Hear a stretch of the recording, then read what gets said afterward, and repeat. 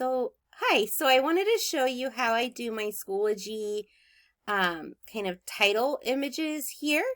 They're not simply like JPEGs that I drop in to the folders. They're actually JPEGs of Google Slides. So the first thing you need to do is have a Google slide that you want to work with. A great place to find a variety is if you go to like Slides Go or Slides Carnival, they have lots of choices. You can search, you find one you like, you download the template as a Google Slides, and then you edit it from there. So if I go to this example, so you have like title slides. Since for the organization of my Schoology page, I number my folders. I'm going to use this example. It already has a number, a title, and a subtitle. I don't really like this brown here. I also like to color code my folders, so I'm going to change this to yellow. Yellow. And this folder is going to be for a Schoology page for the Garden of Eden Club, and it's going to be planting resources, resources, and let me just make that a little smaller. Did I spell that wrong? Yeah, I did. I have an extra C in there. All right, and then you can enter a subtitle, what to plant and when to plant it. Plant it.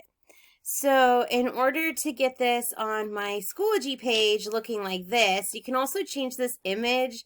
The way you would do that is go to replace image. You can either upload it from your computer.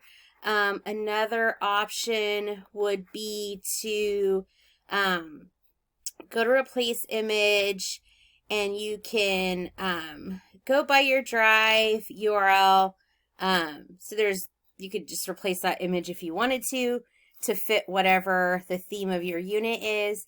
But once you have it looking the way you want it, you make sure you've highlighted this slide, and you go to File, and then you go to Download, and you're going to download it as a JPEG, and pick Current Slide. And again, you got to make sure it's highlighted, as you can see there. So download JPEG of current slide, and you can see here it's downloaded into my download folder. So now if I go to my Schoology page, that's the wrong one, and I'm going to add this to a folder. So I go to add folder, and this will be topic 1 planting guides. And then I'll give the folder a description so people know what's in there. This folder contains information about what plants to plant and when. And now you're going to add the image. So I go to this little icon with the arrow in the box, and I click image, and then you have to attach it, and then it's in my download folder, so I pick that, and then this was the image I downloaded. I open it, and then you just have to change the size. There's also a space here. I'm going to delete that.